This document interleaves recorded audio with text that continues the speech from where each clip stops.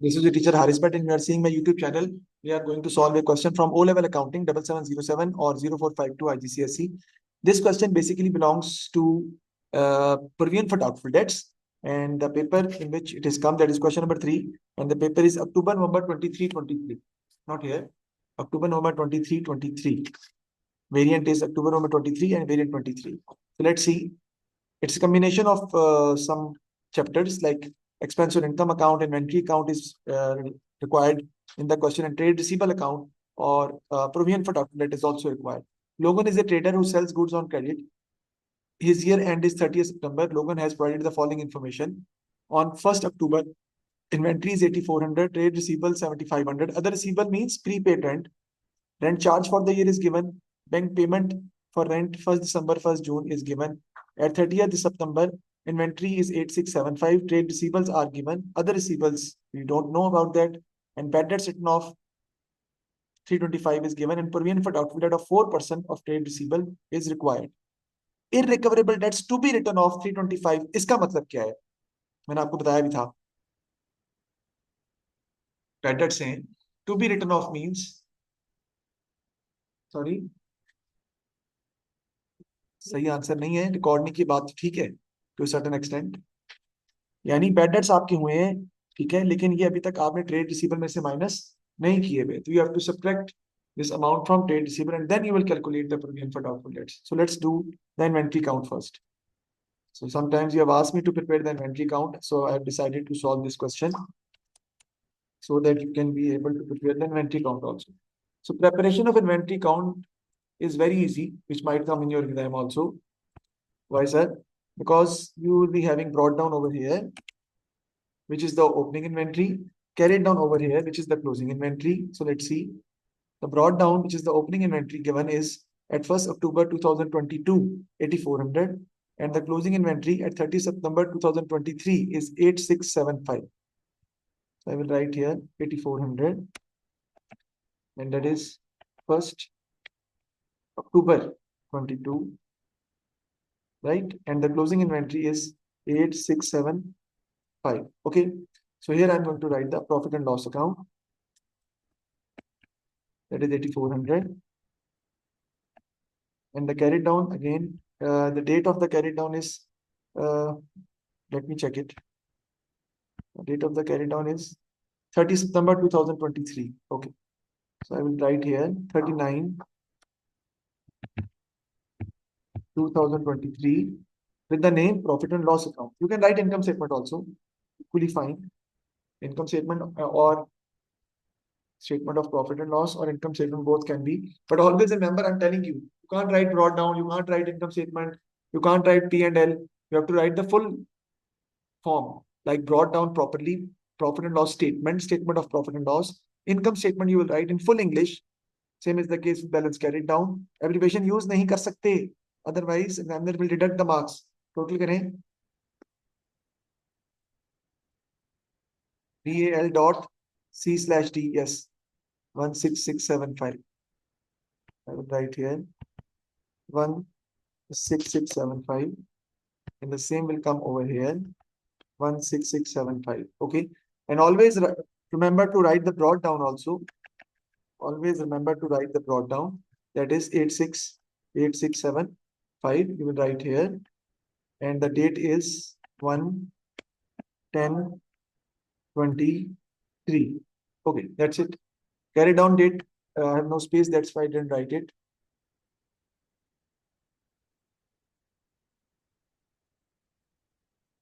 No, I didn't said this. I said that सब चीजों के मार्क्स होते हैं, जो टोटल आपका होता है और डेट्स होती हैं, उसके सबके मिला के आपका एक नंबर होता है. दूसरा जो रेफरेंस आपने देना होता है वो जरूरी है. ये सैल्यूटेशन नहीं है.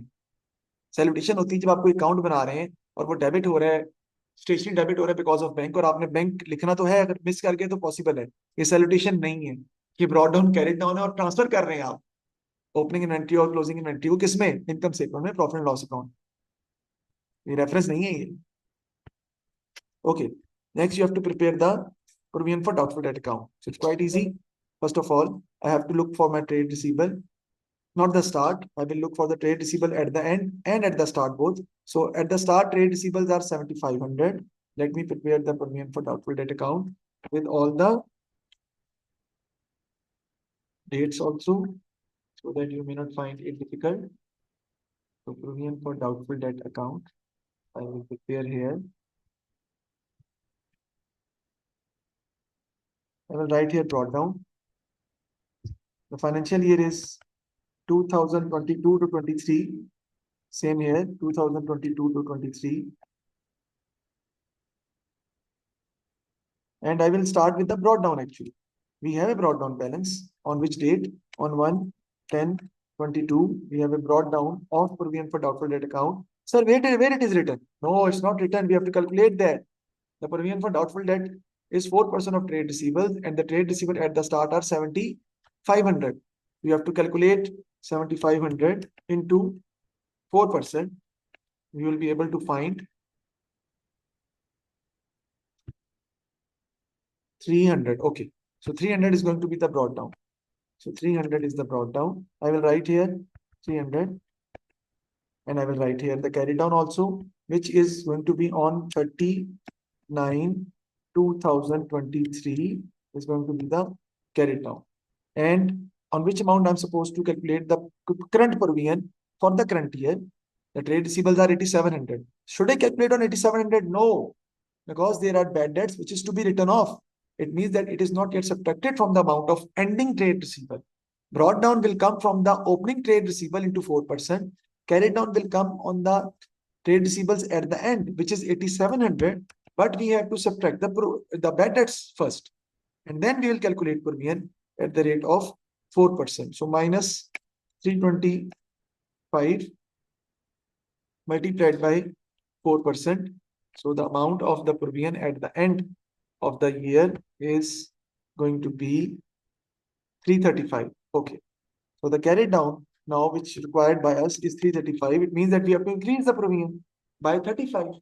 The entry to record increase the provision for doubtful debt is profit and loss account debit with 35 and provision for doubtful debt credit, or income statement debit, provision for doubtful debt credit with 35. Provision for doubtful debt is credited on 39/23 because of income statement or because of profit and loss at 35. Now I will go with the total of this account. That will be 335, will come on both sides. And always remember to write the brought down, that we have provision at the start of the next year with the name brought down, and that is going to be 335. If you will not write that, obviously you will be the marks will be deducted. Yes.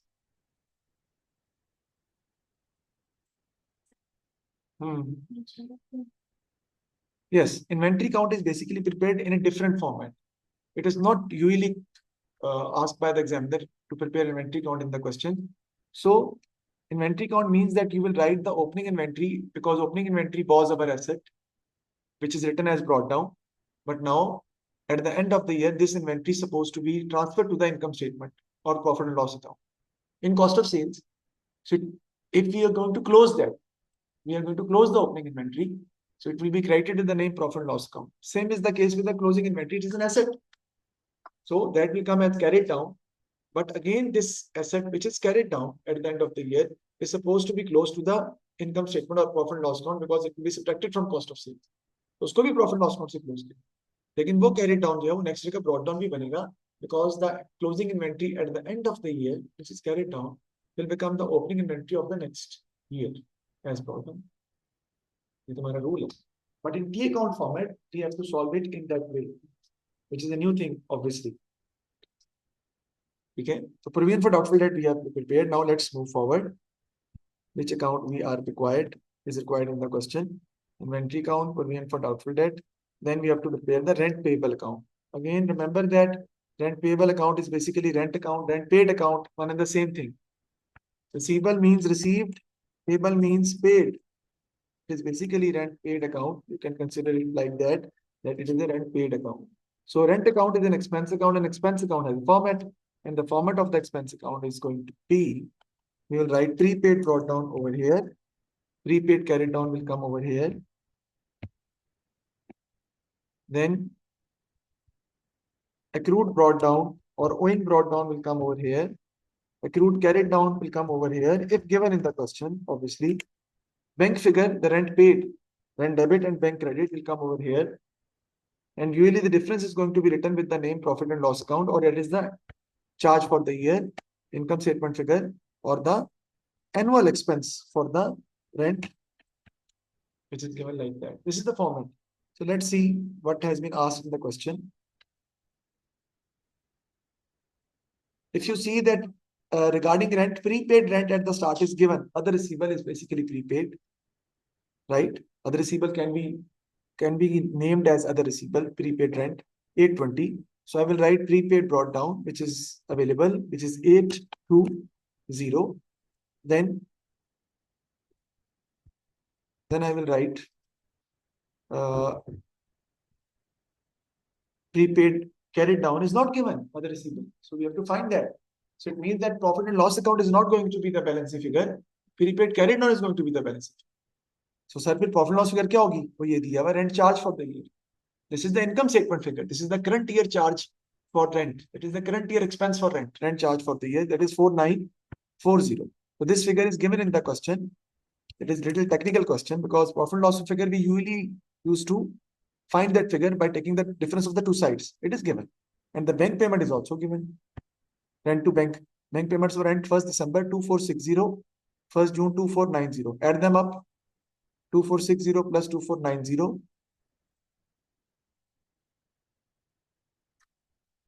That is 4950. Okay. 4950. Total कर लें इसका. 4950 plus 820. There is no accrued rent brought down and there is no accrued rent carried down. Yes. 5770. And I will write here 5770. And I will subtract 4940 to find the prepaid carried down or the other receivable at the end. Or 830 is going to be the prepaid carried down. This will become as prepaid brought down for the next year. नहीं लिखेंगे, number cut जाएंगे, जरूरी है 830. और अगर इधर accrued brought down होता ना बेटा तो वो भी मैं लिखता, फिलहाल था नहीं, मैंने लिखा नहीं. Otherwise you have to write it down. देखें किसी को मसला है तो बताएं. Any problem? Yes, looks easy, but if you have done that, then it is easy. Otherwise, it's still going to be difficult, especially when you are in the paper. Exam room में एक अलग pressure होता है, and sometimes you find it difficult to go for the things. अच्छा, आप इसकी जो dates हैं इसकी rent payable की, वो सारी की सारी आप 30th जो है, जो dates दी हुई ऊपर वो लिख लेंगे आप जो भी हैं. 1 अक्टूबर की ब्रॉड डाउन की आ जाएंगी और 30 सितंबर की आपकी आ जाएंगी कैरिड डाउन की, और प्रॉफिट एंड लॉस अकाउंट की जो फिगर है उसकी भी 30 सितंबर की आएगी. Prudence principle is applied to the valuation of Logan's inventory. How? So लिख लें आप, inventory is, Logan inventory is valued at cost और NRV whichever is less. This principle will apply that inventory is valued at cost or NRV whichever is less. This is the prudence concept. Matching principle is applied when the rent payable account is prepared. Yes, matching principle states that rent expense for the year should be taken as the income statement figure. All expenses should be compared with the income of the same period to find profit and loss of the business. And matching principle, the rent payable account is prepared on the matching principle. So we want to record the expense for the year, not the expense which is paid. We want the amount which is the rent expense for the year, either it is paid or not. So that is based on matching concept or accrual concept. Again, Logan is considering buying business premises instead of renting. He would request a long-term loan, bank loan, to finance the purchase of the premises. Advise Logan whether he should purchase business premises using a long-term bank loan. Justify your answer with advantage and disadvantage of purchasing business premises using a long-term bank loan. Advantage is this, that obviously he will be having his cash flow will improve, liquidity position will improve, he will be able to purchase the business premises, and definitely he will not be supposed to pay any rent expense. So rent expense obviously will not be paid, so his profit will increase because of that. There will be no rent payment in the future, because a non-current asset will also be purchased, but non-current asset is subject to depreciation. So that premises will be depreciated and this will reduce profit eventually. So if rent expense is decreasing, then it always remember that premises increase in premises will definitely go for the then long bank loan will be non-current liability will be increased. There is an increase in non-current liability, right? And you have to sometimes you have to pay interest on that non-current liability. So interest cost will increase, which will decrease profit, right? So this is how the using a long-term bank loan we can go for that. Then secondly, that long-term bank loan has to be repaid at some stage, right? If you finance the premises with your own capital, you don't need to pay back. But non-current liability is supposed to be paid back at a later stage, maybe 3 year, 5 year, whatever. So फिर आप जैसे अपने दे देंगे accordingly जो आप देना चाहते हैं उसके हिसाब से. तो ये तो हमारा errors का question है, which is quite easy. And this question is basically from the appropriation account, oh sorry, income statement and statement of changes in equity. Okay. So provision for doubtful debt question, I have solved it for you. So this is it. Any problem you can ask me.